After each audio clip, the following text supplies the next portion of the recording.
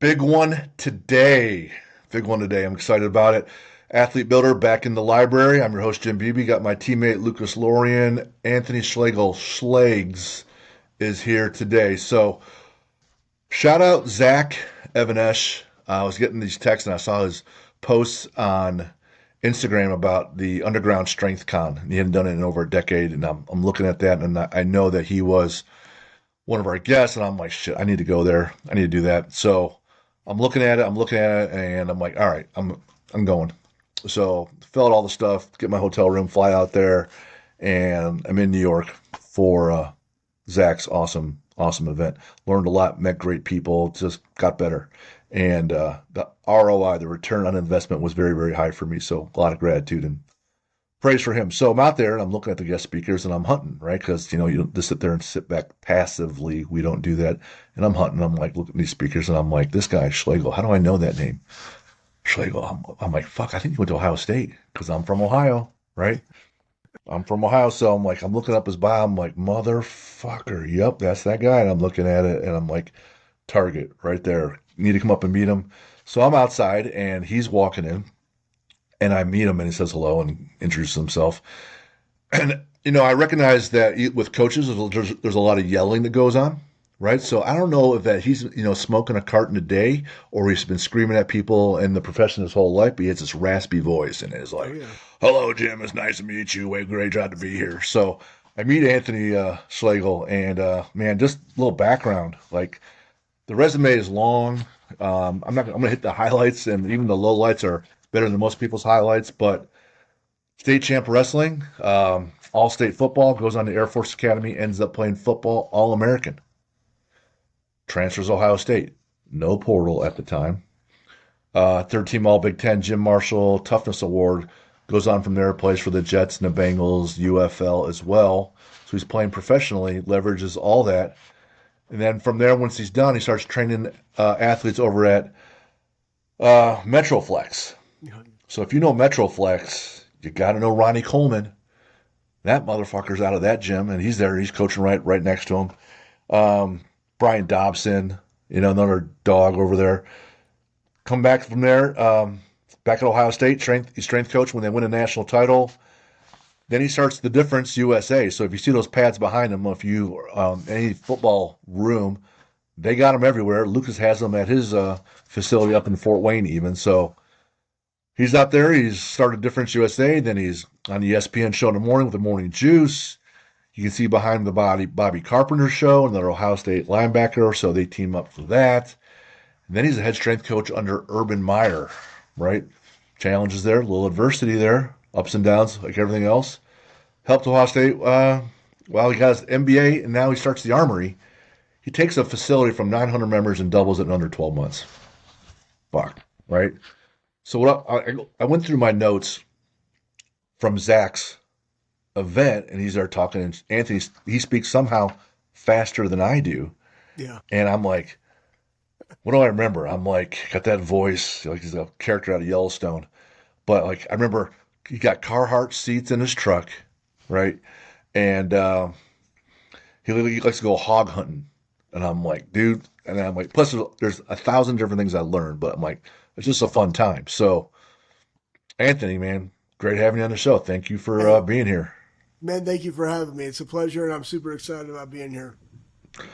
Uh, like, And what do I we? don't smoke. I don't smoke like 5 packs a day. I will say that I enjoy a black and mild and some country music, while also now a nicotine pouch while I'm driving the tractor. And if I can ever find some Red Man Golden Blend at the convenience store, though it's now $10 a bag, I'll also put that in as well. So just a lot of nostalgia every time I'm sitting on a tractor, in Columbus, Ohio. Probably not sitting on one right now. No, The no, it's snow, snowing its face off. yeah, the snow is coming from everywhere. So, um, before you get into all the good stuff and all your, the how tos being awesome and what it takes to be awesome, blah blah blah. How about your boys playing this Friday against Texas? What's going Oh, on there?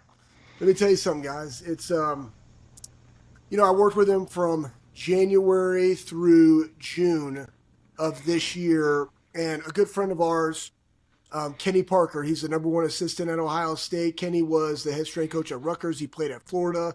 team captain at Florida. Mick had him for a long time. He and I worked together while we were at Ohio State. He had back surgery. So Mick calls me up. Hey, can you fill in? I was like, it's my boy Kenny. And I just literally started running the armory at that time. And I talked to our owner. I said, hey, listen, Ohio State needs some help. I'm in town. It's not going to disrupt us. I told him I was going to be there from 5:30 to 12:30. I was like, that's what I can give you because then I'm going to go work at the armory from 12:30 to 8:30 because that's my job. And so I did that for 6 months. But let me tell you something. Like, first off, mixed program. And again, I'm 43 years old, so I was 42 at the time when I started doing it. And this is for all the coaches out there that are coaches that want to be coaches or assistant coaches. I've been there, done that. I was a head strength coach in the NFL. I coached with Mick at Ohio State. You think you know what you're doing. Here's the deal. You pay respect for somebody because it's their program. And so I went back in. I said, Mick, what's your coaching cues on this? And I'm reading his entire thing for the week. And I'm like, all right, what's your coaching cue on this? I remember this. What about this one? Are there some things that you've added that I don't know? What is this? What is that? Then I would go in at 4 o'clock in the morning and I would do the program. I trained it myself. Now I'm 43. I still like to get bumpy. And I did it all, but I did it all not for the sake of like, I want to test the program. I did it because I wanted to see the flow of the room, knowing that I was going to get 12 athletes and 4 racks that all do different things. Because within one training session, we literally had 9 workouts. We had a ground zero workout, we had a general workout, and we had an advanced workout, but we also have speed, big speed, and power. And I could have a variety of those guys within my rack at one given time. So you're doing 9 workouts with 12 dudes on 4 racks. How do you do it? So you better know the program. You better know the coaching cues. And I also wanted to see the flow of how it would organize the room when I got them. And that's what I did. But it was great to see a veteran team and the difference between running a program with a veteran team like they have at Ohio State this year versus what it would be with a younger team. And I'll tell you this, man, I have a lot of respect for Ryan Day and the staff that put that all together because they have not only they have great athletes in the room, but they got great dudes in the room. They have great leadership in the room, and they have a great culture that we all know about. We talk about the brotherhood that is Ohio State. But one of the things that impacted me the most, besides the fact that Jeremiah Smith was just an alpha from the day that he walked in, very quiet, very humble, just wanted to work, wanted to get better. But you're seeing in these games, the Cody Simons of the world didn't start for 4 years, guys. He's a fifth-year guy, didn't start for 4 years. He was a Rose Bowl MVP. Like, he epitomizes what you love about college football, a guy that finally got his opportunity, why he stayed, right? Could have just went out, really, really smart guy, could have went turned pro, try to see what he could do in the pros, or maybe even chalk it up and like go work on Wall Street. He's like, no, I'm going to do it for another year. He's having a hell of a year, improved his draft stock. But you watch guys like Tyleek Williams, who's going to be potentially a first-round guy. But really what caught my eye is then you have a Will Howard that comes in. And all of a sudden, these older guys, we always had a +2 on certain sets, certain things that we did. And they just said, you know what, we're going to start calling these culture reps. And I got Tyleek and I got Cody that happened to be there with Will Howard doing a lat pull down +2. And he's like screaming and spitting. I'm just like, holy shit, like this is what it's about, guys. And I just grabbed other dudes, right? Like around us, like this is what it's about. Like train your partner like this. And that's the beauty to me as a coach, regardless of the room, when you can get your athletes coaching other athletes, now you know that you're doing your job because it's not about the coach. It's always about the player. And player-driven teams are significantly better than coach-driven teams. And that's why I think that they're having their success. That's why I think that they're resilient. That's why I think that they're starting to peak at this time because they have a lot of depth, but that depth is developed. And they're the healthiest team probably right now of the remaining 4 teams. And I feel very, very good about their chances of being able to complete the mission and win a national championship. But we'll see at Cotton Bowl on Friday. You know, they talk about sports are games of inches, and it's even more prevalent the higher up you go, Oh, yeah. right? Someone comes in and if they haven't squatted before, they'll hit PRs for years because they're starting with just the bar. Yep. But you got people that are playing at that high level to get a little bit better. Like everything matters. Everything matters. And I think to that, Jim, is everything matter. And one of the things I talked about in our talk, right, at Underground Strength Conference is lessons learned at MetroFlex Gym. It's about your partner, right? You know, competitive excellence, something that Urban Meyer brought to Ohio State that I really appreciate. But this goes back to even Trevion Henderson. And this is why I love Ryan Day. People can say whatever they want about him. This is what I love about him. He went to Trevion. Trevion stayed, right? Could have went to the NFL. He stayed. They had an opportunity to get Quinshawn Junkins from the SEC. Okay, Nick Savage is the head strength coach for Ole Miss. Guess what? He was an intern for me and Coach Mick back in the day at Ohio State. Hey, listen, we have this kid, somebody you should look at, number one, running back in the SEC. Coach Day goes to Trevion and said, hey, we have an opportunity of getting Q. What are your thoughts? He's like, absolutely, bring him. I want competitive excellence. But if you go back and you look at literally the stats right now of those guys, it's like 925 yards rushing for Trevion and 10 touchdowns, and it's 924 yards rushing and 10 touchdowns for Q. That's Well, amazing. what does that do? What does that do? Q didn't have to have, or Trey didn't have to have all that workload, right? Right. And then you just saw him run 66 yards past dudes that had angles that can fly at Yep. Oregon, but the dude's healthy. The dude's flying. He's at max capacity week 14 of the season. Right. That's because he's able to carry the load, but also says, I want a good partner. And those dudes trained together every single day, pushing each other. Everything we did, competitive excellence, whether it's mat drills or bags or, tire pull or sled pushes or Sure. grip holds, they competed. They pushed Right. each other. And now they're both having success that equals success for the team. It's awesome. There are things that are requirements for any athlete to be great. And whether you're at Westside Barbell and they're talking about the power lifters that are pushing each other, but also Oh, yeah. spotting flaws and Yep. correcting and upholding the standard and the culture there, to someone on a football team or a rugby or tennis team. And you cannot be great without training partners that are also trying to be great, because you won't be pushed. They Yep. won't be hunting for your weaknesses while you're hunting for them, and giving you those gifts of feedback. You mentioned bumping. I know the answer to this question. I try not to ask questions I don't already know the answers to, but bumpy. What the hell does that mean? Where'd that come from, bro? Yeah, getting bumpy. That was this was old school. So I was probably like 6 years old at the time, and I had a flat top. I'm in Texas, and you know, I loved Tom Rathman because I played fullback, and I was like, Dad, like, what are those things out of the sides of his neck? So I was like, what are those bumps? He's like, son, those are traps. I was like, how do you get them? He's like, you know, heavy shrugs. I was like, awesome, right? And I was like, that's what I want. And I just wanted big bumps and just getting bumpy, man, feeding myself a heavy dose of iron on a daily. Matter of fact, I had one of the greatest compliments, kind of like awkward combo I ever had. It was months ago here in Florida. I'm going to CVS Pharmacy, and the little girl that's ringing me up, she's like, excuse me, I don't mean to this, like, hopefully you don't take this the wrong way, but you have abnormally large traps. And I was like, oh my gosh, thank you so much. Like, you just completely made my day. I'm gonna go tell my wife this. How did you get them? Like, I was like, I feed them just heavy doses of iron and protein. Like, that's it. And You you can call your have them dad? too. Did you call your dad in and let him know? Hey, man, you will Oh, not well, believe. yes, exactly, 100%. My dad's 79. Like, he's having some issues, but he still trains. Like, he still gets out there. But I mean, he was one of my biggest influences because he was a college coach, high school coach, but he always ran the strength conditioning program, and he was big into the Bulgarian monsters and the 18 sets, and the Russian programs, and the fives and all that different stuff, and all of it. Like, back then they had little like 6x4 cards with like your workouts on them for the guys. And I just remember my dad did that in the summer for free. And it was the varsity, it was the JV, it was the freshman, and he always had an ankle biter program that was open for all the kids that went to the junior highs or below. And like, he just trained them all summer. But he knew that if you have a program from the beginning, right, from the foundation aspect of fifth and sixth grader, junior high kids, as they get into high school and they've all been trained accordingly, you're going to have a better high school varsity team. That was just his philosophy. And I'm like, that is absolutely true, Dad. And I always appreciated that from him. I've been through above the line, Mm-hmm. and you already mentioned plus two. I know what that means. So 4 to 6, A to B, and everything you do plus two. That's from Yep. your boy Urban, Urban. and you seem to, like everybody else, you pick up things that help you win along the way and make it your own.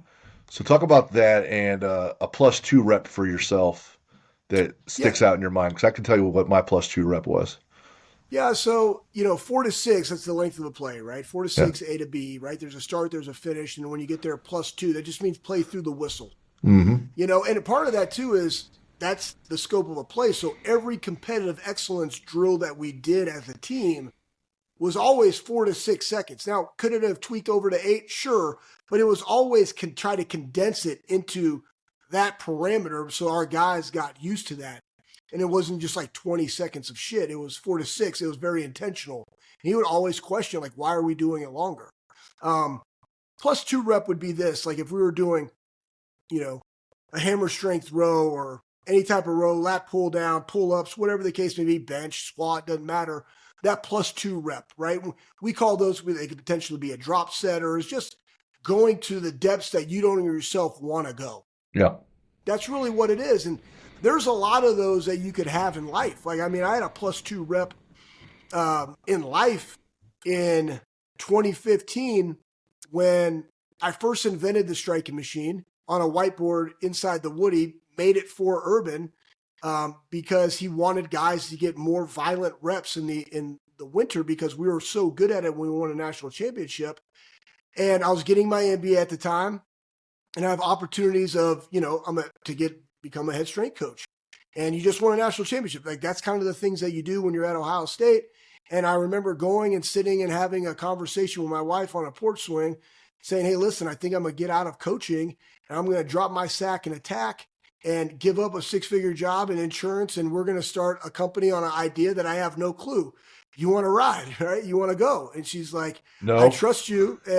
And a lot of, and again, we just had a child, like we got a young one and we got two other young ones, right? And it's like, here we go. And she trusted me. She's God-fearing woman, and she knew that this was a calculated risk, but a risk nonetheless. And we planted the flag and we executed. And 10 years later, the difference is still rolling. Mm. So, there's the lessons that you learn in life you can apply to the gym and vice versa. That's why we have people on the show that are, athletes and coaches, but we have people on that were, business owners and, military folks, right? So you have the +2 rep of always going and not quitting. You Yep. see it all the way through to the end, and then people know the story. Like my gym, I had my car repossessed after within the first 12 months because behind on bills. So there are some +2 reps, and then these small business. That's just the way it is. It And is. it's not like a boohoo story. It's just like it's 12 years ago, so fuck whatever.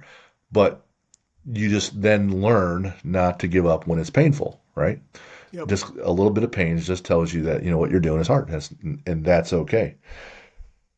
Talk about just real quick your time down in not real quick your time down in Texas, Yeah. uh, Ronnie, and the lifestyle there, and because there are some gyms that are real aggressive, and then there's some that are like holy shit, like you need to wear armor just to walk in, right? Yeah. Everyone's in a full catcher's gear and outfit because it's just violence all the time against the equipment in there, and that's one of those, and it's lightweight baby for 900 for Yeah. two, just you just dovetail a guy who grew up hunting and trying to kill things. Then he goes into killing people on the field and killed in the weight room. Then you go into Ronnie Coleman's den. Like Yeah. you can Yeah. see how people's psyches get molded over the years, and this is the end product. So talk about your Oh, time there. I tell you what, I wish everybody could be able to have a little bit of that upbringing that I had. I mean, coach's kid, and I always loved training. It was weird. Again, that stems from my dad. It was just part. It was ingrained in me. And I remember 12 years old, my dad takes me over because we had a chiropractor, Dr. Mike. And again, chiropractor meaning he was one of the voodoo guys that would just like do shit to you, right? And it's like that guy, Dr. Mike, like he was just magical in that way. And he was the son of uh, a guy that my dad coached with, right? So we go in, he's like, "Yeah, you gotta come check out MetroFlex gym." I'm 12 years old. I walk in there and it's mother F everything, and I'm just like, oh my gosh. I mean, we're talking guys like this is probably like a two bay warehouse that they combine together. It might be 35 to 5,000 square feet period, but everything is like from the 70s or 80s, maybe some newer equipment from the 90s. There's a couple of pieces there's a pit shark in there that looks like it's from the 80s now, because there's no AC, there's no heat. in the building. It just is what it is. When it's really cold outside, the doors are shut and you wear warmer clothing. When it's 110 outside, it's 105 in the gym. Like that's just what it is. But I absolutely loved it. I immediately thought of Rocky 4 when I walked in there. And I was like, this is where we have to train, Dad. And then so I'm going in there and my dad's training me and like Brian and all the dudes are just watching my dad just train me. Just I'm doing box squats and I'm just like slamming on the box and he's trying to like encourage me, but he's actually putting on more weight than I really need to have. But like he's spotting me and then my dad would constantly like miscount reps all the time. Why? Because I was growing, I was getting stronger. Like he just didn't progress me like I was already progressing. So he would just skip count. And I'm just like, you're a moron. Like, no, I just did 12, right? You said 12. Like it's not 8. And as opposed to just adding more weight, he would just do more reps. And so we would just fight all the time. And then next thing you know, I'm 15 years old. And finally he stormed out and just told Brian, who's the owner, he's like, you got him, right? Like you got him. And it's not like we had money. It was like, you got him, but like you got to have him for free, you know? And yeah, he'll work around the gym and do shit for you, but like you got him from now on. And what it did was, I've learned that lesson for my own kids. Like sometimes just another voice is better, is what your child needs. But like he just took me to another area that I want to go because my dad built up in me like a really, really high work capacity because I was a wrestler. I played baseball. I played football. I played 3 sports, but we always trained right through them all. And he just took this. And the next thing I know, I'm 16 years old and I've earned Brian's trust because I just always showed up and I always would pick up the dumbbells and stuff. And I'm 16 years old driving a teal Camaro that I bought mowing yards. And he's like, hey, you want to go hog hunting? I'm like, yeah, what is that? What do we got to do? And he's like, yeah. So he's like, after tomorrow's work out late, then you're going to stay, pick up the gym. And then you're going to help me get the dogs collared and stuff. And we just took his truck. But imagine this. He got a 38-year-old dude and I got a 16-year-old dude, Shit. And it's like, I don't know if I even had a cell phone. I might have had a pager at that time in my life. But it was like, hey, mom and dad, I'm going hog hunting with Brian. Like, when are you going to be back? I'm like, Brian, when are we going to be back? He doesn't know. I don't know. I'll just be back. Like, where are you going? Where are we going, Brian? He's like, well, we're going to East Texas. I said, we're going to East Texas. They're like, okay, have fun. And like, that was the conversation. Little did they know that we're driving like 2.5 hours to Canton in East Texas to just hunt pigs in the middle of the summer at night with a headlight and like a K-bar. Like that's it. No shirts on because we're sweating our balls off. It's like 90 degrees and you're running through briars. I come back the next morning. We killed some pigs and I just got like a random like hindquarter of a pig that we killed, like wrapped up in foil that he told me to take home and eat. And I was like, look what I brought home. And I'm bleeding all over the place because I'm running through briars and we're stabbing stuff. And I'm covered in blood and I'm just like laid out on my bed because I'm exhausted because we didn't get into like 4 a.m. I hop in my Camaro and drive home. I'm like, what a great experience that was. But I tell you what, from that gym, the partners matter. Our leg days, I love leg day. Like if there's one thing I don't skip, it's leg day. And leg days are always really hard. But when I tell people the amount of volume and the amount of intensity and volume that we did throughout an hour and a half long workout on MetroFlex, like it will blow people's mind. But the tissue density and resiliency that I had, I never got hurt, ever. But I think that's some things that people see now. Everybody's like, oh, you got to do power and power and power. Reason why people love doing power is shit's easy. Yeah. It's Right? But lighter. strength is the foundation. Right. Westside will say absolute strength, and I agree with that to a certain extent, Right. right? On the ROI risk reward, especially when you're dealing with athletes that they need to go be a football player. But like that's the foundation. If you negate that, like you skip those hard steps, like people are going to be hurt. That's just what it is. But just the attitude and intensity of which you train at MetroFlex Gym and appreciating all people's life work, whether you're a strongman, power lifter, football player, bodybuilder, doesn't matter. Like consistent work works. And those are the things that you appreciate, and the attitude and intensity that those guys, those big time guys trained matters. What do you say when people say, well, my kid wants to play in college, they're playing all these travel sports, they don't have time to lift? Yeah, absolute bullshit. I mean, I just got done So I'll give you a prime example. So I trained my son's high school baseball team in Florida, and we got 30 kids aged 15 to 18 years old. And last year, they ended up going to the regional finals in the state of Florida. Unfortunately, got rained out in the fifth inning. They're down 3-1. Had runners in scoring position. We're going to the bullpen. I thought we would have been able to actually win that game, go to the Final Four. It's a team that hadn't won district in 5 years down here. And you look at, we just had an offseason here this last winter, right? So 15 weeks, 16 weeks. But I got 15 to 18-year-olds every 3 days a week, and they still play fall ball, right? So it's, again, timing up how they do fall ball, et cetera. But the emphasis was on the weight room and on speed work because I would run them 2 days a week as well. Guys, I got, what was it? We had 8 of those dudes that could trap bar deadlift 500 pounds 3 times, right? We had 8 of those dudes that could front squat 315 3 times. And I'm talking like great reps, like back, like them doing themselves. Like I'm there, I'm spotting, but like back slaps. But here's the thing, the attitude and intensity of which you train is the attitude and intensity that carries over when you're on the mound or you're at the plate. It's that mindset, being able to train that mindset. So regardless of what they do in the weight room and the numbers, that doesn't matter to me. But the accountability, the ability to be a great partner, to be a great teammate, that's the shit that carries over. That's why they're successful. And when I talk to them about how passionate I am about the weight room, I'm like, that's the same passion that you need to have when you're looking at the arm delivery of a pitcher, right? Like, how do I get 12 feet off the back so I know he's spiking that off speed into the dirt? Boom, I'm going to take off. I'm going to go get me a bag. Like, getting a bag wins you games. That puts you in scoring position. Like, you got to be fanatical about that. But that mentality comes from the attitude and intensity that I have in the weight room. And if you think it doesn't, that you can just turn that shit on like a switch, you're lying to yourself, because that's how you do business. That's how you do sports. That's why they correlate so well. But you're seeing that with these dudes. But now, guess what? Like today, they had something at school. I had like 10 dudes over at my house today. They're all hanging out together. They love each other, right? And that's going to bode well, especially when they play the schedule that they play, because they play damn good teams all year down here in Jacksonville.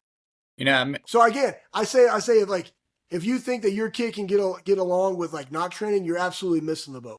And again, just know, right? Like in season, intensity is king, volume's the killer. Like they don't need to train for an hour and a half. They need to train for 45 minutes, but like with intent. Intent. Yes. That makes me think about the off season our football team had last year. I completely changed everything I did in the weight room. I got away from a lot of, I started going towards more absolute strength, more just general strength work in general, and getting away from, I got away from doing a lot of speed and agility kind of stuff. I know everybody needs it. One, we just didn't have the space, but what that allowed me to do with our football team was to focus on the thing we lacked, which was a lot of strength. We just had no strength. One thing I didn't know how I'd feel about it, but I ended up just putting the guys on heavy trap bars every Friday. And for what that did for us was that helped build a culture, because our guys really ate that up. Guys lifting heavy trap bar every Friday. They loved it. It was like they looked forward to doing it. Seeing, in our where I'm at with the culture that we've got, getting them to rally around each other and lift a heavy trap bar, that did more than doing fancy little drills, ladder drills, whatever it is you want to call. Like that did more for our team than anything else I think I could have come up with. Just seeing the culture change. Yep. And you hit I think sometimes, especially in high school, because you have a big time thing, Lucas, when you're training 300 athletes, right? And again, you're limited by the equipment that you have at your disposal, right? So regardless if you're Olympic, regardless if you're conjugate, regardless of like whatever it is, it doesn't matter, right? Like as long as you have a system, and like my biggest thing is like, encourage the kids that show up and work, because a number is just a number, right? Like I weighed, when I was in high school, when I was a junior, I weighed 215 pounds, right? I should lift more than the kid that weighs $150. But you know what we should do? We should celebrate that kid's victory. Like that, he broke his PR, right? Like get juiced up about that guy's work, right? So regardless of where you are in the spectrum, right? Like let's just appreciate the guys are getting there and they're pushing themselves. Like that's where that +2 mentality and just those extra reps, right, come into play, because that's the team. That's the team. And regardless of what you got in your room, you can do that. You just said you did it, right? So they look forward to that. It makes them want to come in there. And again, also putting competitive shit in there matters because now, whether it was chin ups or pull ups or shit, dumbbell holds or plate holds, pitchers versus hitters, man, I just line them up. Let's go. Winner, loser. Loser does something. Like, we're going to tally that stuff up. That matters. They start to buy into it and they look forward to coming. Like, that's our job as a coach. Good job for you, man. I like that. You played against Michigan, you played in bowl games, you played in the NFL, right? Talk about adversity in those different instances. You know it's coming. How do you prepare for it? And how do you do once it's over? Yeah, I mean, once it's over, that's the greatest question because we're like, the hardest thing for all former athletes is finding their identity outside of their sport. Mm, I mean, regardless of where they are, uh, very fortunate that mine's in Jesus, right? So it's like that's always been my identity, but my identity is in serving others, right? So I just gravitated toward coaching, but you can still do that in business, right? You do it with your book, you do it with this podcast, you do it with your children, like you're serving people. Like that's the number one thing that we all find collectively is that we all want to serve and give back, which is awesome. The Michigan one, for me, I was very fortunate that as a player, I never lost to Michigan. Boom, that's one. boom. As a coach, we lost in 11, which sucked. But just the adversity that these guys face, like it's unprecedented to lose to Michigan 4 years in a row. But how they were able to bounce back, and I would just say this: I wasn't there, but I know that they had a players and coaches meeting, and it was heated, right? Like I think sometimes we've lost this in our culture where when things don't go right, having hard conversations should be had. But people are so lost in the feelings and the emotions that they don't want to have them because they're scared of them. Like that's the one thing that you love about the weight room. Like you either lift it or you don't. It's instantaneous feedback. There's no emotion into it. Why didn't you get it? Well, I didn't sleep. I didn't eat. I didn't hydrate, right? Like my technique was off. Like those are real things. The same thing can be added to why did we lose against Michigan? Was it the game plan? Was it guys that didn't execute? You missed two freaking field goals. Like guys not doing their job. Was there, some fear or hesitancy? Regardless of what it is, lay it out on the table. No, we ain't going to do that again. And then guess what happens? Guys turn the page. And that's the biggest thing I've seen. Human nature in society, they want an Ohio State coach to wallow in a loss. Like, no, what the beautiful thing that players and coaches have that fans don't have is that they get to automatically go out there and go back to practice. Fans have to wallow in that shit until the next game or the Mm-hmm. next year or the next bowl game. Whereas players, they're already back to work. Like they're able to turn the page, fans don't. So they can't comprehend how a coach doesn't like wallow in that loss and et cetera, et cetera. Like they view it as, well, the game doesn't matter as much. Bullshit. The game does matter. But you know what else matters? The next game. Right? So we Right. got to turn the page and we got to get our sights focused and collectively put a great game plan together. Guys have to execute at a high level. What can we do to make sure that we can do that in the next one? Guess what? They absolutely beat the crap out of Tennessee. And then boom, now we're going to go play Oregon in the Rose Bowl. Guess what? Started fast and violent. Executed at a really high level. Now they got to turn the page and you got to go to Texas. Right? What are you going to do? How do you stay hungry from that? Well, when you got to have a veteran team, how do you stay hungry is they're not complacent. These guys want to be coached really, really hard. And I guarantee you guys this, I'm telling you this right now, that just doesn't happen. It starts in the winter conditioning program. Guys have to be able to be coached really, really hard. And now that's on the coach, right? That's on the educator. That's on the parent to find and navigate the buttons that you need to push to be able to coach those guys hard because the same buttons can't be pushed for all of them. That's why relationships matter still in 2025. But that's the art of coaching. And I think Ohio State's doing a really, really nice job right now. You know, you see Coach Saban, and he's interviewed, and people are talking about these kids being motivated, this and that. He goes, it's a small percentage that show up, by small like 5% that show up, and they're self motivated, or as David Goggins would say, they are driven. They're not driven. He goes, these are teenagers, these are young men, and they're not driven. And coaches that get them to be driven from their culture and from working with them, he goes, that is special. That is special. It doesn't happen. And it doesn't happen. You can see it in programs over and over and over again, and it doesn't happen. There are also programs where it does happen. I think, well, my approach with some folks when they're upset or overly down from a game. Yes, the game matters. When you do things, you should measure yourself, and the games measure you. My identity, though, I try not to weave that all into the game itself. I'd rather weave their identity into what my shirt says win the day. So you're trying to build the best version of yourself. You mentioned Christ. So the best version of yourself with Christ, or your food, or your training, or in your relationships.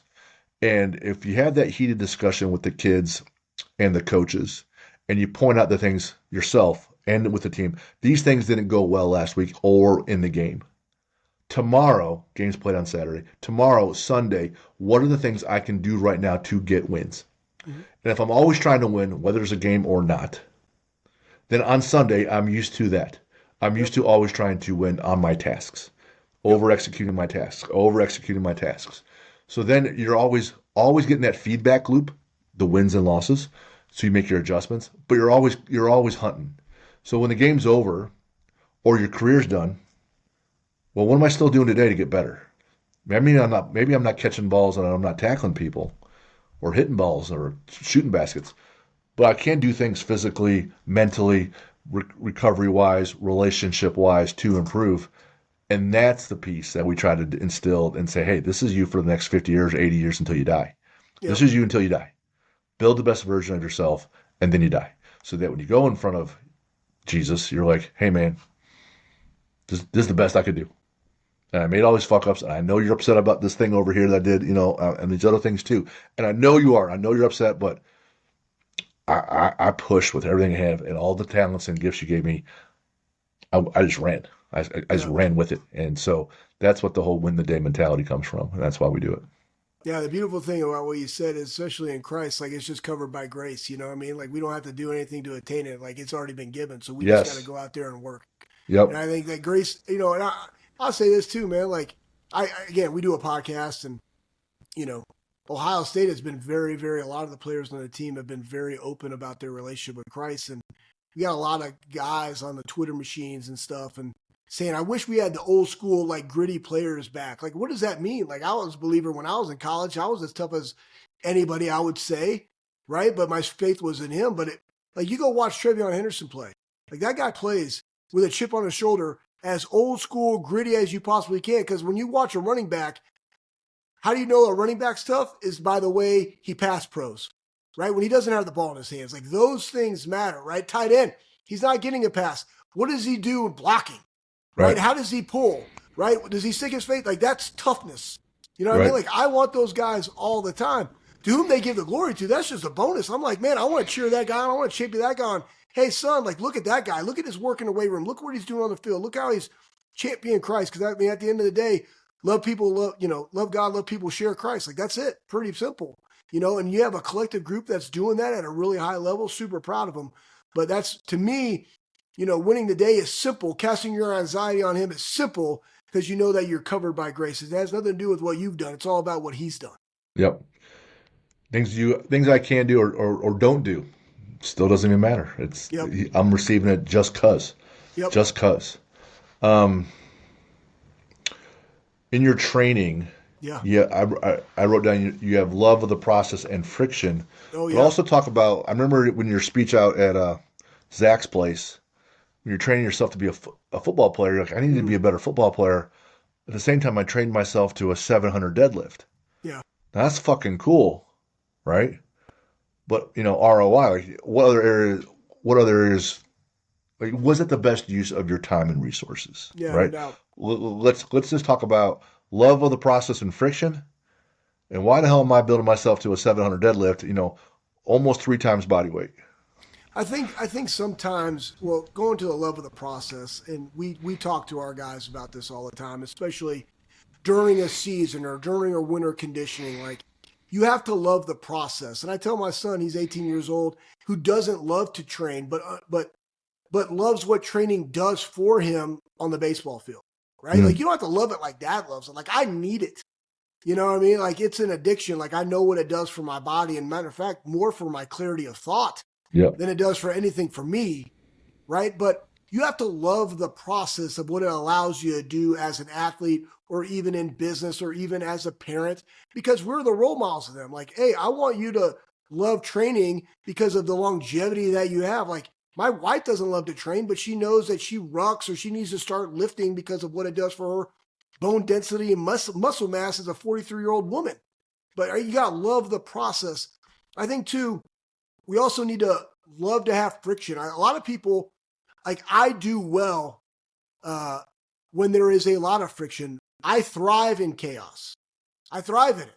Part of that is because I played football. Part of it was because I worked for Urban Meyer.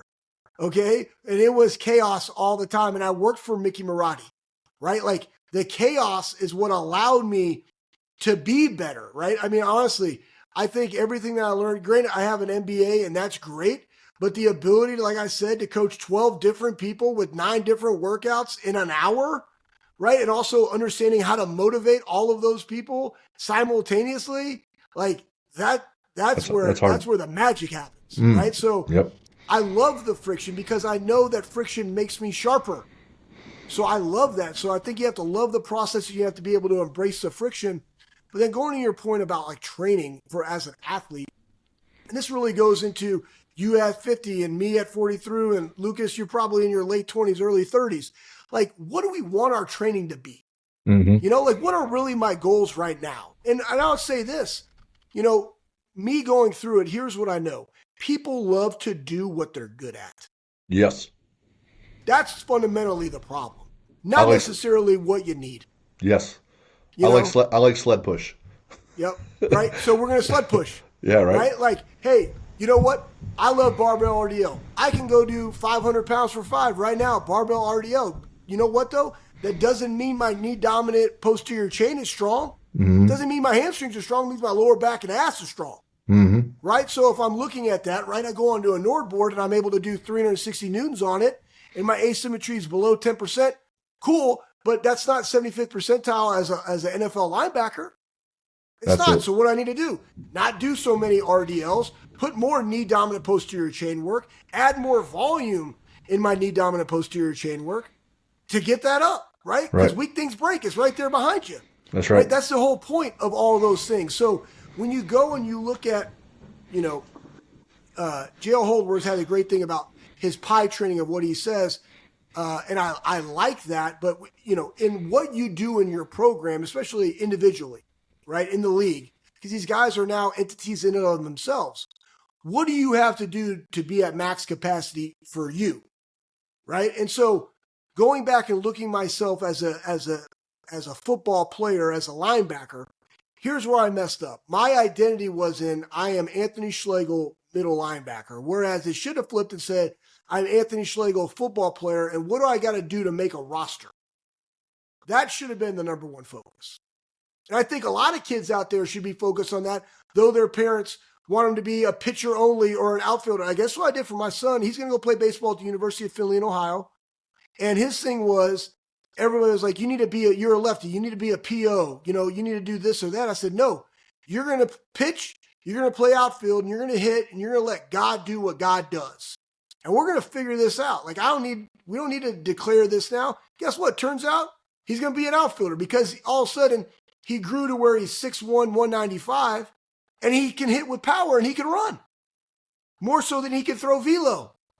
Now, what did that do? That set him up for success because he knows how to pitch, right? Because he wasn't a gas thrower, but he knew how to use his speed. He knew how to, you know, change eye levels and stuff. That's honestly made him a better hitter, gave him a better eye, right? So it's only helped him as opposed to pigeonhole him into something that he wasn't ever going to be. Yep. And so I think that for me, it was coming out of Ohio State.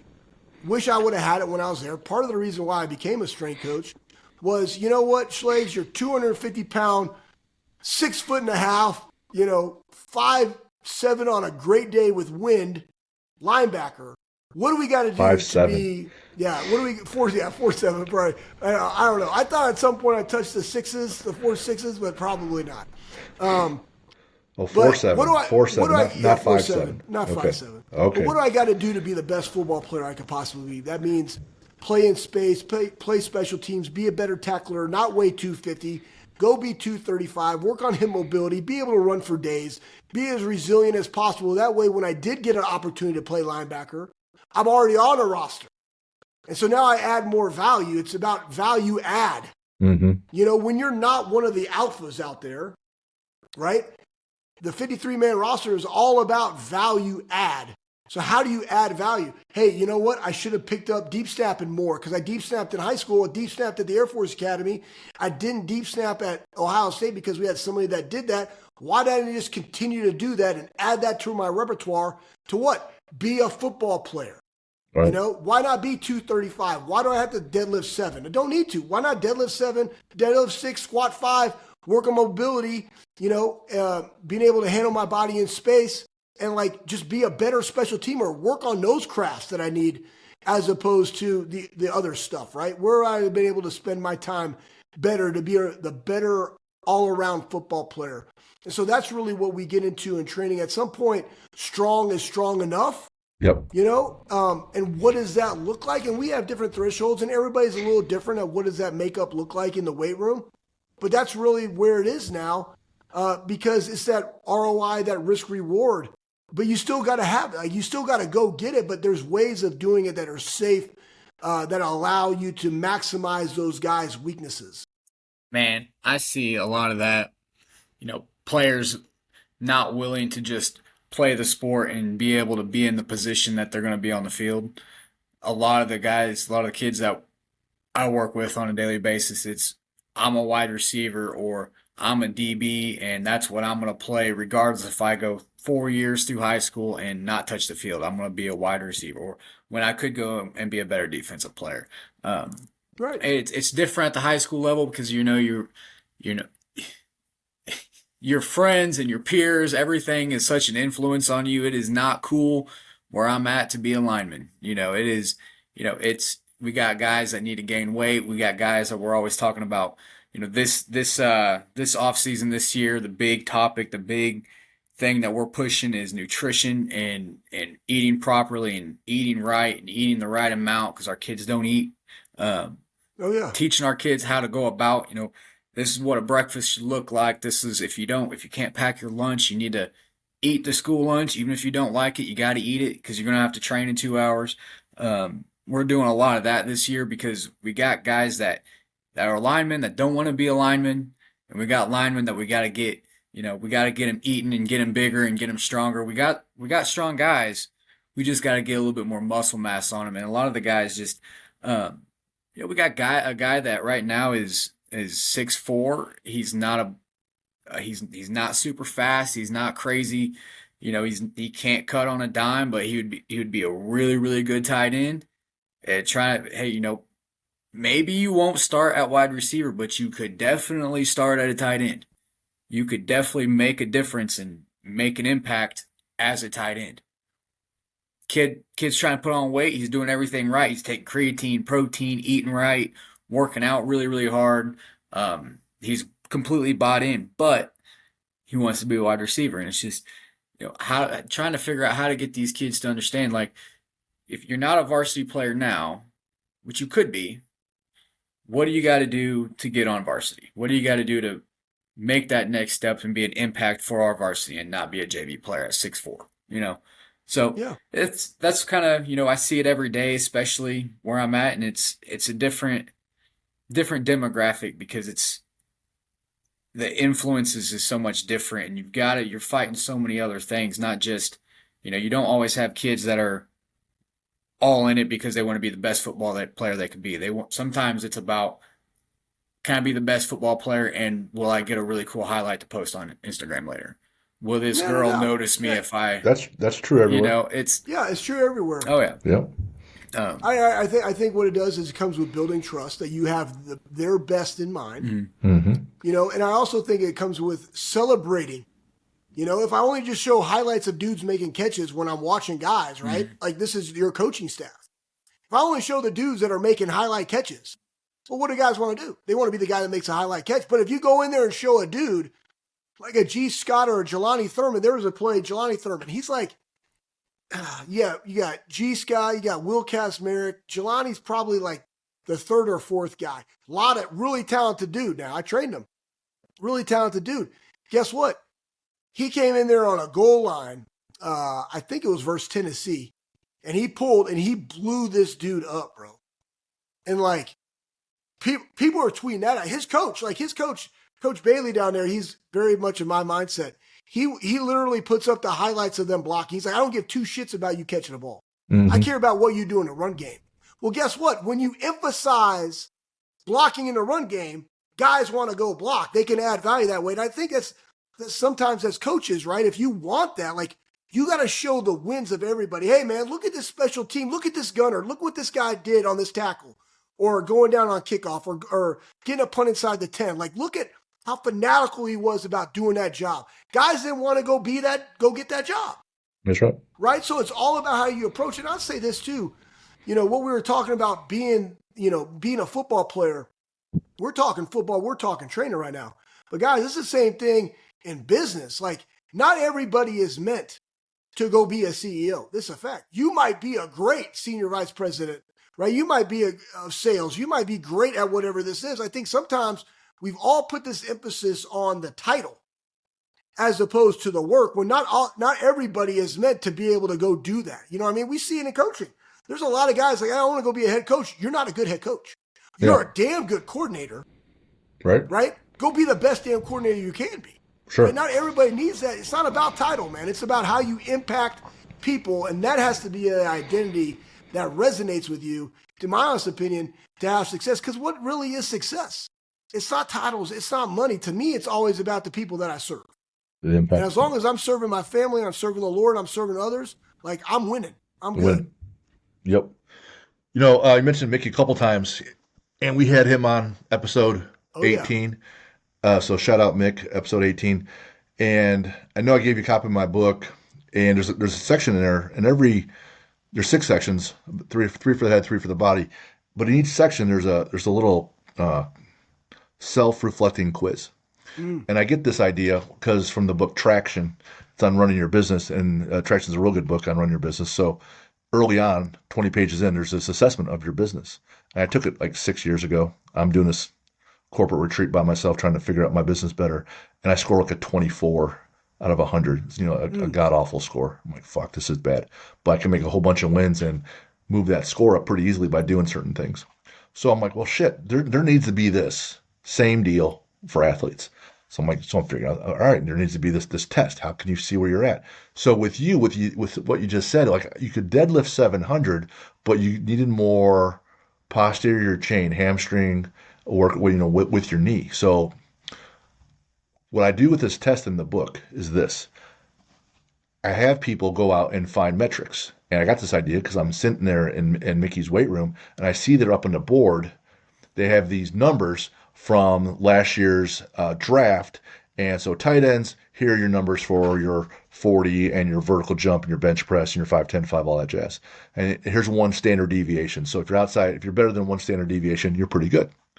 So I talked to Mickey about that, and he goes, yeah, if you can check all these boxes, then you're great. You have these physical numbers.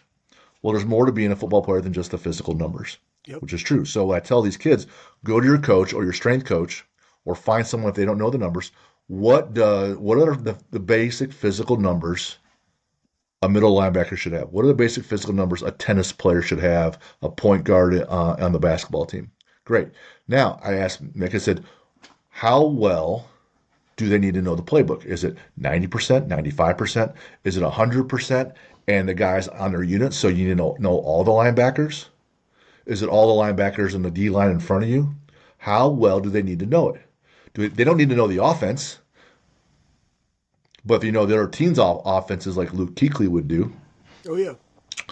How well do you need to know that? What are the numbers there? Just like the physical numbers. And he would say, you guys should have this level of mastery of the playbook. I said, okay.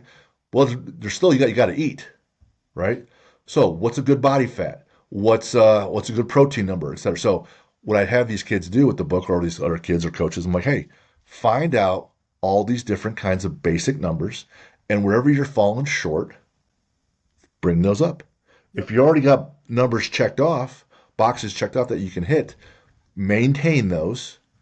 Don't just keep doing sled push, because that's what I love, right?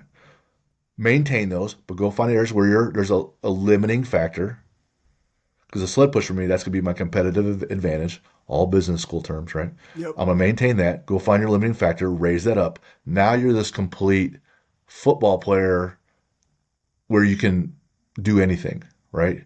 You're not just exposed where you can get injured or hurt or just not even play because you're not good enough in a certain area.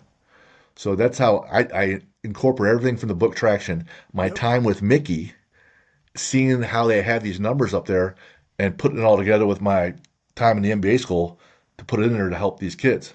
Yep. So I, shout out Mick for helping me out, man. He's so gracious to have me come over. And we The, still got them. We still still got got, them. They're. I think he called them like champions and challengers, right? yep, Like there was like those standards are still the standards, that's right. and they're not going to change, right? And the way that we evaluate those, I'm gonna have to go read that traction book because I like to take that.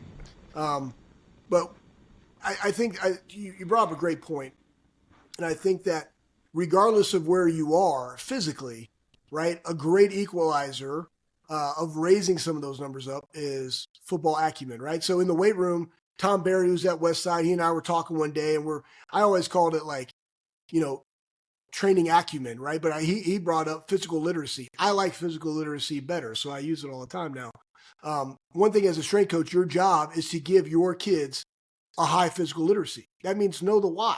Because Yeah, again, this generation of kids are different than you and I, Jim. Like we were different. Like back then, we were you know, when, what, and why. Like it was like when, like they'd say something and you do it now, then what am I doing? Then why am I doing it? Now it's completely reversed. right. It's why, what, and when. And so now, in my opinion, to give kids a high physical literacy and the why in the weight room, get significantly more buy-in from them. Yes. One, they trust you, right? They believe that you're credible, Mm-hmm. right? You can articulate and communicate it clear and concisely. They're more likely to do it. Again, they're taking that skill set and they can use it outside of life, right? Like that's all things that we got to do.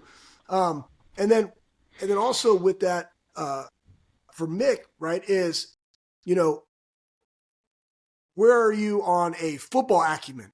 You know what I mean? Because you might have people at your job and they understand finance really, really well, but they can't freaking communicate, right? Sure. But then you got somebody that communicates knows finance a little bit. Then you got somebody that's a great communicator. Like, what are their roles on the team that you're doing? It's the exact same thing that we're talking about. I think sometimes people get lost in that they don't correlate. But like, you just took a business book along with an MBA and made it applicable to athletics. But guess what? The same applies to people in business, Oh yeah. but it all goes back to what? Self-introspection.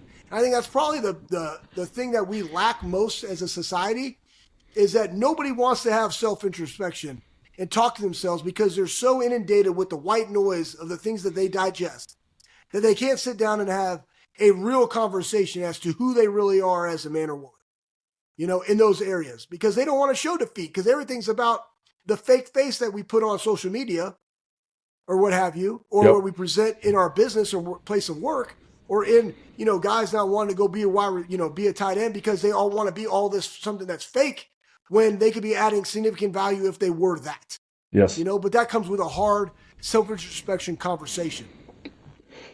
That if you can go with the why, like you said, it ties it to their identity. So then you get the buy-in, right? Yep, for sure. If you can be introspective and humble, which exposes your ego. So if you can be built up and confident in yourself and that, hey, I'm doing my best, and either way, God still got me. But then you're not as worried about looking weak because it's really such tremendous strength to point out, hey, coach, I need help here. Oh, And yeah. then you go and do it. Now you're just a much bigger asset.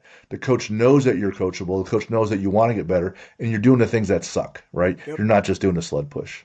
Um, you mentioned adversity and working with Urban Meyer, and I've listened to some of your podcasts and sometimes where you've been interviewed, and you mentioned getting your face melted off. Yeah. What does Yeah. that mean? What does that mean with It's Urban? just, And it's just and hard. give me an example. Well, it's just hard conversations, Yeah. like when you have a guy and you're going out and in your job as the head strength coach, and regardless of what it is, right? You could be at Ohio State or whatever, and you got a guy and it's in the NFL, it'd be like a Thursday practice that's doing a tremendous amount of high speed distance. And you're like, no, you're done, right? You're done. Like I already communicated. And again, I had a sheet every single day about where the guys were, how much volume they were accruing, what was their high speed distance on any given day. Like again, you're in season. Like, hey, guess what? Do we really got to go do live 1v1 deep routes in week 11? No. Do we really got to do a pursuit drill in week? No. So it's like, how do you navigate those waters when I still believe the eye of the coach matters more so than sports science? To me, sports science is a guide. I've always said this too. Sports science to me is finance to business. It just validates that the work is working.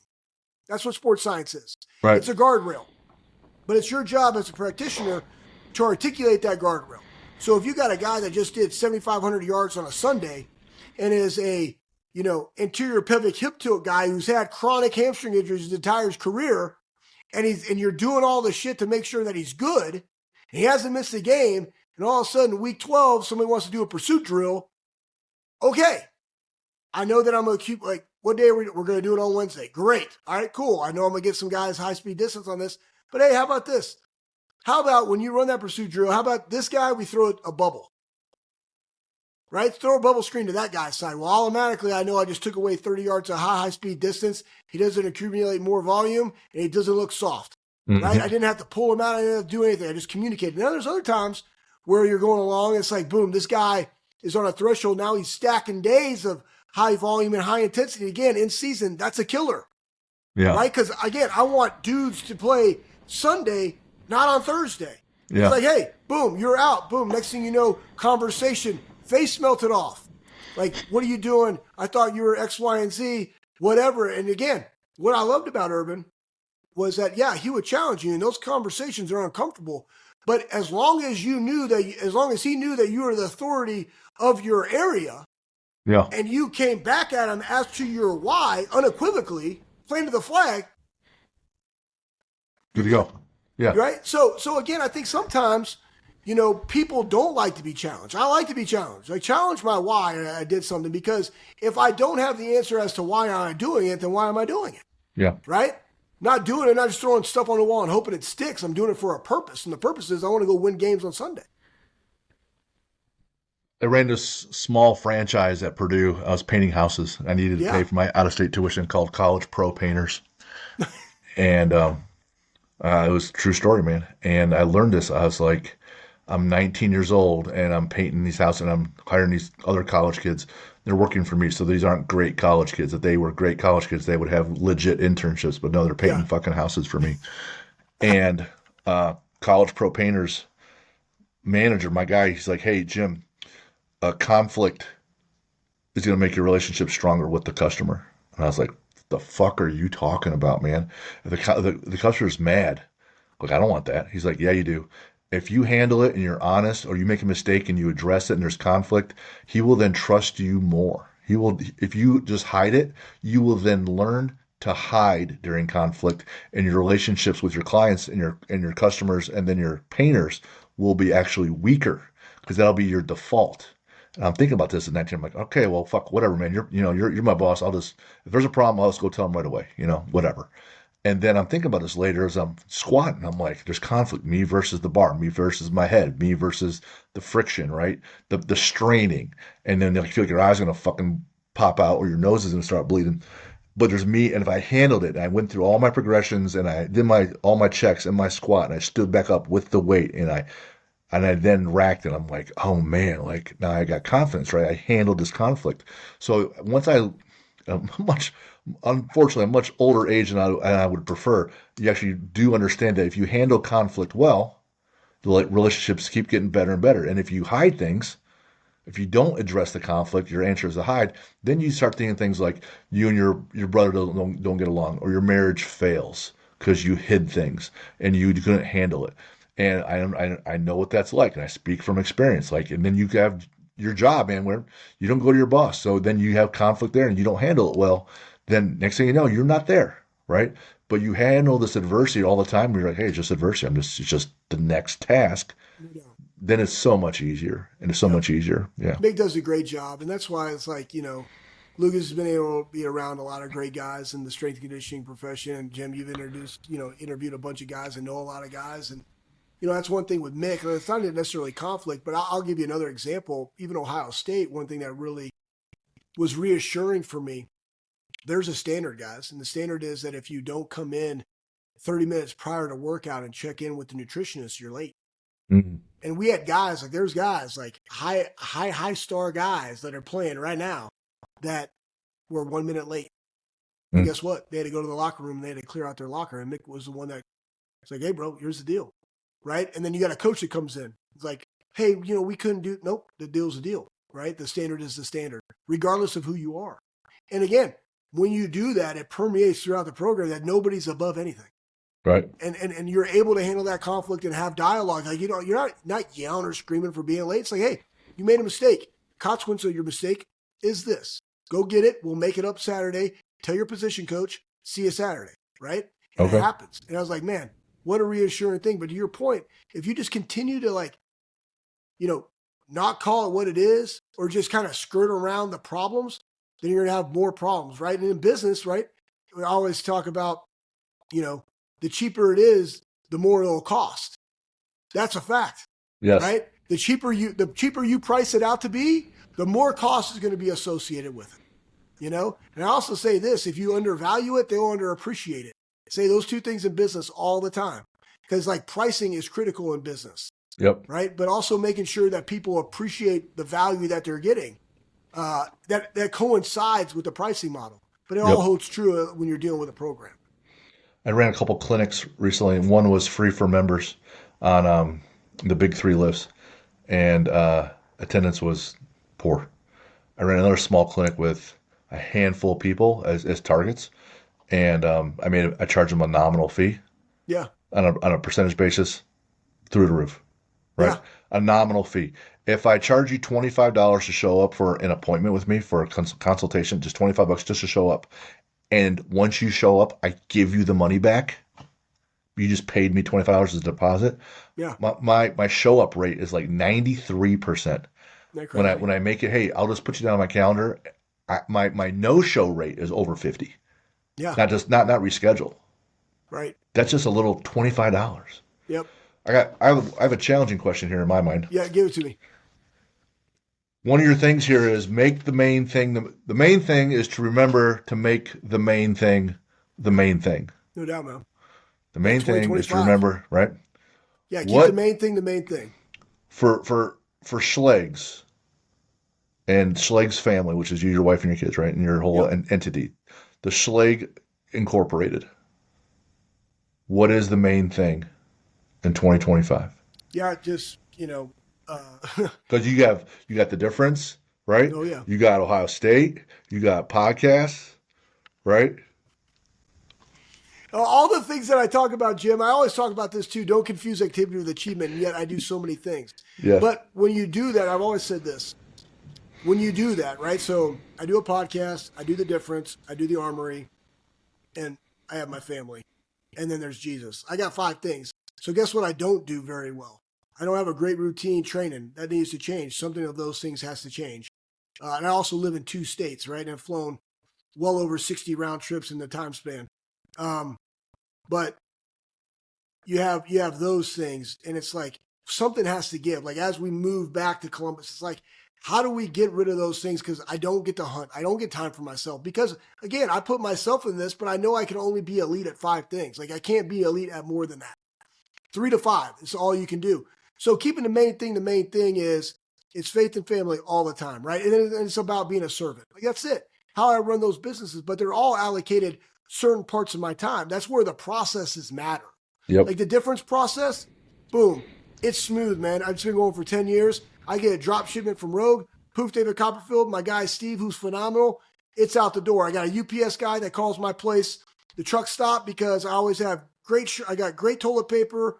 I got great monsters and trail mix, and he always picks up my stuff, right? And if he has time after his day, he does some other odds and ends, and I pay him through Zelle. Perfect, right? He loves it. Difference, that's smooth. You got the armory, big thing, right? Like our goal, how do we get to $4 million in 2025? Like that's a time-intensive deal, but the processes matter to give you some more autonomy as you have your day. The Bobby Carpenter Show. What is it going to do in 2025? Is it going to actually move the needle? Like, those are real hard conversations we're going to have because there's time allocated to that, resources allocated, which is my time. I value that more than I do anything else. But keeping the main thing. I talk to my strength coaches all the time. Like, guys, like the fundamental premise of workouts are the fundamental premise of workouts. Like, let's not overthink this. Like, let's not overcomplicate what actually a junior high, a high school, a college person, a professional really, really needs. Let's keep the main things. And even with your family, Gotcha. what is it? It's about being with my kids and being able to like write up a 2-day program that my kids can do in season. It's about my daughter and her doing cheer and being able to train her. It's about my youngest son he's wrestling right now, getting the training that he needs when he goes into spring football down here as an 8th grader. Like, and most importantly, my wife, keep the main thing. So that way, when I am home in Jacksonville, Florida, like, I can invest in them because that's always going to be there, right? And then guess what? When I go to Columbus, Ohio, what does that look like? And keeping the main thing is also about having discipline, which is something, we talk about training and nutrition and those things. Like, my training schedule requires discipline for me. My nutrition schedule to have the lean body mass that I want, to weigh what I want, requires discipline. So being able to have that, keep those the main thing to allow me to be a better executive vice president, to allow me to be better at building our business and seeing it from a 30,000 foot level is really what that all entails. Gotcha. Love it. The Armory. We haven't talked about it all, so we'll be wrapping up here soon. But I tell people you have you went from 900 to 1,800 roughly members, and they're like, "There's 1,800 members in a gym." I go, "Well, yes and no." So to explain exactly what the Armory in totality, what is that? So the Armory is basically a first-to-market human performance center that's replicated off the NFL collegiate model. Honestly, you think Ohio State football, you think of Georgia, you think of Alabama, you think of NFL. That's what we have in one location. It's awesome. I mean, it's a 60,000 square foot building. We only have half of it built out, but we have direct primary care doctor, right? We have physical therapists. We have dietitians. We have exercise physiology. We have personal trainers. We have a 12,000 square foot gym. We have 1,500 square foot of group fitness, right? We have DEXA scans, VO2 max, resting metabolic rate, EKG. We have a sports performance that does athletes only, right?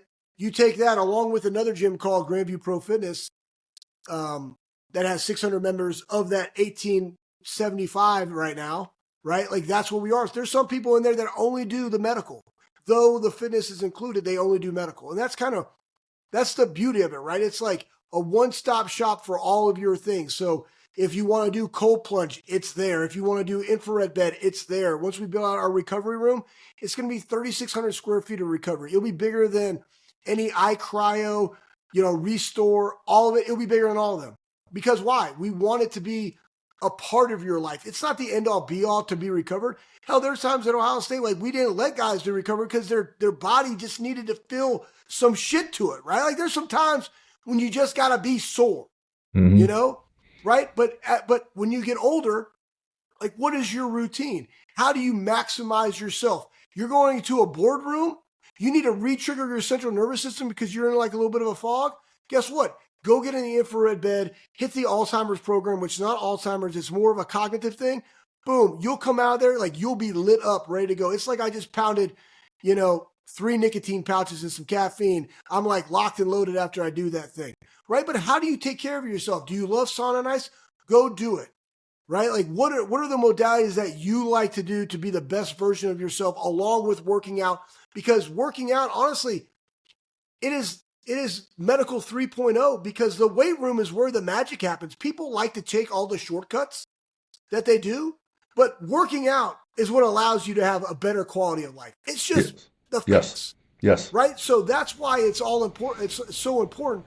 The gym, right? You have the medical, but you have the gym. It's right there. It literally is down the hallway. There's no excuse for you to not get better. And so we try to incorporate, what's my 2025 mission is I'm going to probably get one of those online training apps, right? site-wide, like Shield member-wide. Shield members are the ones that are into medical and the fitness and recovery aspect. They pay a certain price. And again, guess what? You can use your HSA for it. Think about that. You can pay for a gym membership with your HSA because we have medical, right? It's awesome, right? It's at your disposal. So now in there, it's like, hey, I want to get started. Well, guess what? Here's a beginner, intermediate, advanced weight training program. Do it. Oh, you want to do it with people? Guess what? You can do group fitness as part of your thing. But guess what? While you're in there, you can track all your weights and sets and reps on the app because they're doing the workout on your phone, right? Again, we want people to make the lifestyle change of being all in into being the best version of themselves. And we all know and believe at the Armory that it all happens in the weight room. Gotcha. So it's funny because there's this dichotomy right now.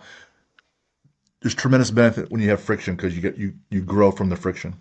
Oh yeah. From a business and consumer standpoint, you read Atomic Habits, you want zero friction.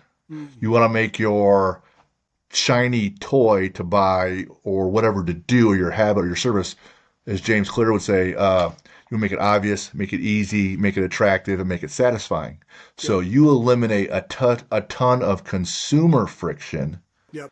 So that they can come in and get all these services all done very quickly, so it's faster, saves them time. Since you're doing this package, they're probably saving some economies of scale, so they're probably saving some money since they're doing it all right there, right?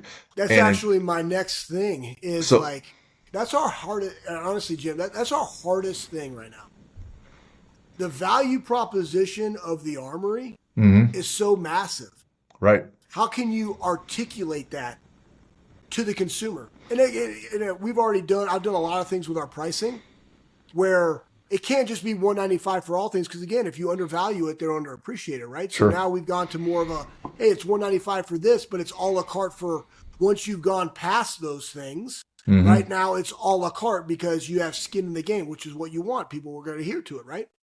But being able to show that, hey, I got to go to OSU for my primary care doctor. And then, I want to go to Lifetime Fitness. What does that cost? Then I want to go to a Restore and do my recovery there. I want to go to IV Drip and do my IV Drip there. And I got to go to a massage person or do PT over at these places. That's time, that's money, that's resources, that's memberships, all of that, right? To be like, what could I do for this?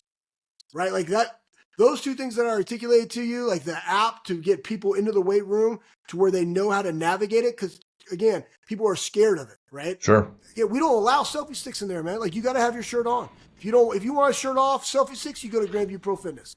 Because I want the environment to be where I got two 90-year-olds in there getting bumpy all the time. Ken and Mary, they're freaking awesome. I got a guy, he's like 80 years old in there training hard. Like he knows Arnold. He was Arnold's photographer for a long, long time. Him and Jerome Wilmore. Bob's in there, right? Bob's in there getting bumpy. I want Bob to feel good about it. I want people to appreciate other people's work regardless of what you're doing. Like that's the culture, that's the environment you want. So how do you get them in there? How do you alleviate the bottlenecks and the pinch points that a consumer has to go in there and change their quality of life? And that's what we're really doing. That's one of the biggest challenges I have in 25. That's got to be, man, quantify it, man. Just if you're worth $100 an hour from your job or whatever else, and you're spending hours traveling to and from, there's value there. Oh, yeah. If you live 5 years longer, what's your value pro life? What's your value there, right? If your quality of life is better by 80% for 10 years versus 30% for 10 years, there's the value there. So there's just tons. And how do you address the friction points? So for consumers, you get a ton of them and you beg them to be honest and say, hey man, why the fuck aren't you coming? Like, what's the problem? You tell me what the problems are because I'm just Mr. Problem Fixer. By the way, there's a guarantee. So if you do these things and you're not healthier, here's your money back. Yep. That's what we do at our gym. So if you train for 3 months, we're going to retest you. And if you average 3 days a week and you're not better, here's all your money back. Because there has to be accountability in the world. No when you're training, when you're getting bumpy, when you're doing your 700 deadlifts and you got your 9% body fat at 43 years old or whatever the fuck it is. I'm not doing that, Jill. Come on, baby. Come on, man. What are you listening to? Oh, bro. On your playlist. I will say this. Every time I go back to MetroFlex, me and Brian, we always deadlift. Okay. Um, and we listened to Last Mohican's track 3, The Kiss, like on Yeah. repeat for like an hour. Yeah, That's it's just that. facts. That's just facts. And we also have another playlist there that'll be like, there'll be some Conan, there'll be some Braveheart, there'll be like good instrumental, Yeah. juicy stuff. Now, Kid Rock, that was Branch. But like my playlist right now, if I go in there and I go to my rock playlist, like sometimes I will straight up put this on and it's like, oh, where'd it go? It's I'll put on some Allman Brothers, like Allman Brothers in there, but that's the whipping post. Just the one Allman Brothers is in the mix, but Papa Roach, Sound of Madness, Kid Rock, some Motley Crue, a lot of other stuff, a lot of Rage, some Slipknot, some Zombie in there, like just some good hardcore bangers. And some of them, when I'm really getting rolling, I'll just put them on repeat. I'll listen to Angels and Insects from Papa Roach like on repeat for like 30 minutes. I don't care, especially doing some hard stuff or Sound of Madness when I'm deadlifting. I'll just do that just for nostalgia's sake because that was always my deadlifting song. But that's it. Right now, again, it's all predicated upon what I'm doing. If I'm doing arms, I might listen to some like good country, Yeah. right? Like some Country Boy or God's Country type stuff like that. It just makes me like think of it getting swollen. I'm just in there doing hammer curls with hundreds. Like I would listen to that. But if I'm kind of Sure. pissed off and I'm tired of dealing with the human element, I'll go right back to the rock. Rap, it'll have to be some like 90s, 2000s rap, but they got to be good. They got to have a good beat, and Gotcha. some good lyrics. If I had a big squat session coming, Yeah. I would put on repeat sometimes the haka. You know what that is? No.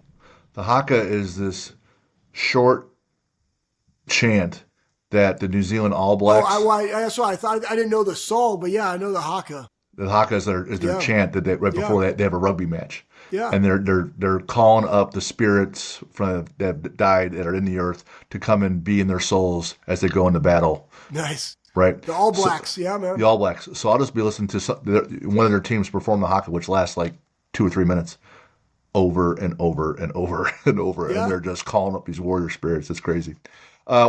Bucket list adventure you haven't been on yet. You and your wife are going to go. Where would you guys like to go? Now, you know what? That's a good one. I just know my wife loves to travel, and I need to let her travel more. God bless her. She's been me through so many things that I moved all over the place. I would love to probably go to like Scotland or go to Rome and go to, go see the Colosseum or something like that. Cool. That would be right there. Favorite sports movie? Rocky IV. Right, against the Russian. Awesome. Yes. Great Classic. training scenes. I just like all the Rockies from the training scenes. Like that's really what gets you. Yep. The music along with the training scenes is great. The favorite sport and athlete? Oh yeah, I mean once I knew of Dick Butkus before my name was Anthony Schlegel fullback because I love Tom Rathman. Then I learned about Dick Butkus from the NFL films like Greatest Hits. Oh yeah. I was like, "Who's that, Dad?" He's like, "Oh, that's Dick Butkus," and I was like, "I'm a Bears fan." Right. And I probably was like 6 years old when they were like the '85 Bears and they were really good, and so I'm like, "Yeah, this is it." I'm Anthony Schlegel linebacker. After that, so Dick Butkus, #1 all-time favorite football player, and then oh man, what his name escapes me. Alexander, is it what does it say on there, Jim? Karelin. Alexander Karelin, yeah, the wrestler, the Greco-Roman wrestler from Russia. And it was because this was back in the day when they had like the Madman like wrestling thing, and it was him like basically suplexing a guy. But it was really his training mentality, right? Like Right. lifting stuff, carrying logs in the snow, just very old school style wrestler that was just jacked that everybody feared. Got actually beat in the '96 Olympics by an American, but still just an absolute freak. He would pick people up by their waists Yeah. and then throw them. Yeah, amazing. And if you like the training in the snow, there's a Polish guy, Mateusz Kilikowski, who trains strongman. And at his house, he has his barn, and he has a potbelly stove in the barn, and he keeps it filled and stoked with wood. And he's a rogue athlete, and there's documentaries, and he'll say this is a training facility only for men, but in his Polish accent. And so they're doing the deadlifts and they're doing the log press, and it's 18 degrees outside and it's 38 inside the facility. And, it's how he trains. Um, Favorite book? Oh man, there's a lot of good books. One of them that really impacted me the most was probably True North. That was a really, really good one.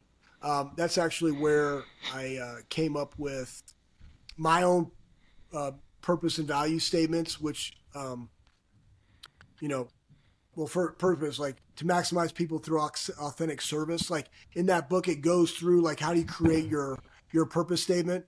And then values are very simple: authentic service, excellence, and integrity. And you go through all those things to where like they have a story behind them.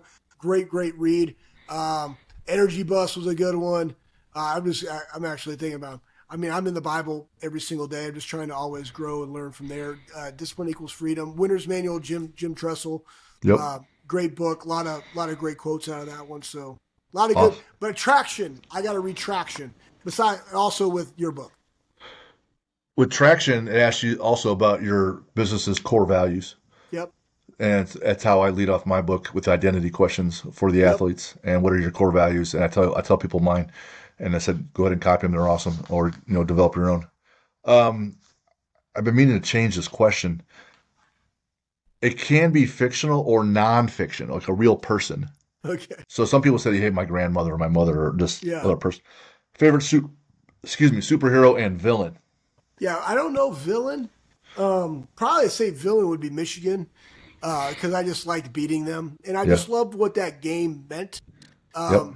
Regardless of what it is, right? It's always the game, and I know a lot of guys that played at Michigan, and they're very similar to the guys that played Ohio State. And I just had a lot of respect for how they went about their business, but I love beating them on the field. I would say, but in the context of the superhero that you gave, I actually picked Batman on the thing.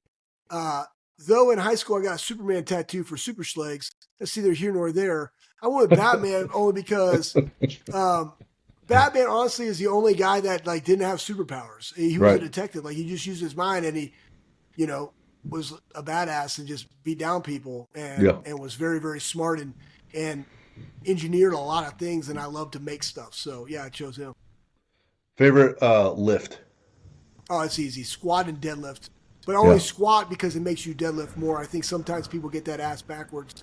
Like deadlift doesn't make you squat better. Squat makes you squat better. Squat makes you deadlift better too. Mm, So squat's always king. gotcha. Uh, Favorite And way to that's a train. fact. I'm just telling you guys, that's a fact. I've been That's a saying fact. squats king and best day of the week for a long, long, long time. Best Yeah. day of the week, and we lead off the week with squat on Mondays. Lower Yep. body, max effort, lower body is Monday for us. Yep. Yep. Favorite way to train. Man, I tell you what, my favorite way to train, like if it was like Schlegs, what gets you the best? It would be literally old school bodybuilding split, one body part a day. Yeah. I mean, I was just, and they're just bangers. I mean, I'm just eating iron as much as I possibly can every single time. But I will say this: I've done a lot because I talk with Tom a lot at Westside, and I love the conjugate. I honestly, even on those one body parts a day, I'll still incorporate dynamic effort on the back or the shoulder day, and do my dynamic bench and a dynamic something, whether it's a deadlift or whether it's a squat or whatever. As a beginner, like almost a primer, I won't do the volume that they do, but I'll do it as like a primer to do whatever I want to do on that deadlift day. But if old school bodybuilding split 5 day a week banger is probably my favorite. We had Tom on, I want to say early, like episode 7 or 8. Have you ever heard the story about when he first got to this country? Oh yeah, Yeah. He's on the bicycle. oh yeah. Yeah. On the Tom, highway. Tom, On Tom, the highway. Tom's amazing, man. Like, Yeah. Outstanding. um, outstanding, grinded his face off, extremely smart. There's Yep. a lot of things too I'll even incorporate on those one body part days, like even for myself. And again, I modify everything predicated upon my schedule, what I got, because I live in 2 states. But some of the stuff that they're doing on their dynamic effort day, I really, really like as far as like work capacity and supersets that we did. I mean, we did one because I'll go up there and train with them and just like, because as much as I love to train people, I too like to be told what to do. Yeah. It's refreshing. Yeah. Just train me. All right. Yeah. So we'll go in there and we'll do dynamic squats, and then we'll do like a 4 round GPP with volume stuff, right? And then we did dynamic bench, and then we did a, three giant set of three things for 4 rounds. Then we did dynamic deadlift, and then we did another circuit of three things for 4 rounds, and you do it for time. And the amount of volume that we did, tonnage that we did per minute was just astronomical. I Yep. was like, man, this is fantastic. But you definitely need another day. So it's like that's when you do your GPP work. But then what does my schedule look like? Like what is my week even? Right. So like again, that's when everybody has whatever it is that they do, you gotta know what your schedule is, and you gotta modify those things to equip your schedule, or you gotta change your schedule to modify around how you train. That's right. One way or the other. It doesn't matter. There's no right, wrong way of doing it. It's predicated upon where you are in your life and what are your goals. Call that a system. I was Yep, no reading doubt. one of Tim Ferriss's books, and he said goals are for losers, systems are for winners. Yeah, I The can see goals are that. just targets. The systems Yep. are what get you through. So if your system is your life and your schedule, you have to be elite at managing your schedule, and that's your system. You Yep. got a good quote for us? Oh man, there's one right behind Lucas right there. Weak things breaks, which gets one. I've already said if you undervalue it, you underappreciate it. I think that Mick said a great one. If you have nothing to prove, you'll never improve. And I think sometimes that's such a great quote because so many times in life we've thought we've arrived, Mm-hmm. right? You go back and you look at this Ohio State team right now. Like, how do you keep a team motivated that's beating the crap out of people that were ranked in the top 10 back to back weeks, right? But if you have nothing to prove, you never improve. And guess what? These guys still want to improve. You got Jeremiah Smith still saying that I want to be coached hard, in week 15 of the season. That's important, right? So, what is it that you have to prove, regardless if it's if you're giving glory to God, if you're proving something to your boss, if you're proving something to yourself, whatever. If you don't have anything to prove, you never improve. And then the other thing that he said was the tougher you are, the tougher you will get. And that goes back to the friction. And how do you build that into your day-to-day life? We had a great, I'll leave you on this one, baby. It was, we had guys doing dumbbell grip holds Mm-hmm. competition, 1v1. Okay. And I'm tired, man. Like I'm tired of like BSing because it was about half your body weight. So if you weigh 200 pounds, you grab the hundreds. Well, there's only like 2 or 3 sets of hundreds in the entire weight room, and Mick has a whole set. So now you got all the other coaches in the front, and like you're trying to match them up, right? And I just said, bump it. We're all doing 150s because I know I got 2 sets of them. I don't care if you're a DB wide receiver or you're a lineman, you're just doing 150s, right? And it's like, oh, and then I have a guy that weighs 180 going against a guy 200, and he's like, this ain't fair. Boom, suck it up, Buttercup, right? Boom, blow the whistle, pick him up, right? And we go through it. Guy loses, 180-pound loses, and he gets pissed off. And again, as a coach, you don't say nothing. I ain't gonna give that kid a time of day right now. I'm worried about these other guys, right? We're going, boom, 150s, man. And you're juicing them up, right? Both of them, like great effort, right? And then if you beat the guy, you had to keep going because now you got to beat you. And I'd make them look at each other. Like a lot of Yeah. times, kids just want to look at him, look in his freaking eyes. Tell him you're going to take his effing job. Tell him. Tell him that, right? It might have been a freshman that just got there. Tell him you're going to take his freaking job. I had that when I was at the Air Force Academy. I was going through basic training, and these guys took me through their obstacle course. And they were like, so you think you're going to be the starting linebacker as a freshman at Air Force? I was like, damn right I am. He's like, you know what? This is the starting Mike. I didn't know this guy. He's like, this is the starting Mike. And he's like, you're going to take my job? I said a bunch of stuff to him, right? And then they took me through the obstacle course for 3 hours, shoveling shit all over my face as though I was going to stop. And I got out of there. I was like, you know what? I'm taking your job. Guess what? Week 6, it's my job. I'll have your job by week 6. You know what? I took his job week 6. Well, Facts. Right? So I make these guys, they're competing against each other and looking at each other in the face because for some reason kids don't make eye contact these days. Right? Boom. And we're going through. I bring him back over. I'm like, come over here. I'm like, you know why that was important? That you just all grabbed 150s? And he's like, no. I was like, you lost. You got an L. I ain't changing that shit. Right? You got an L.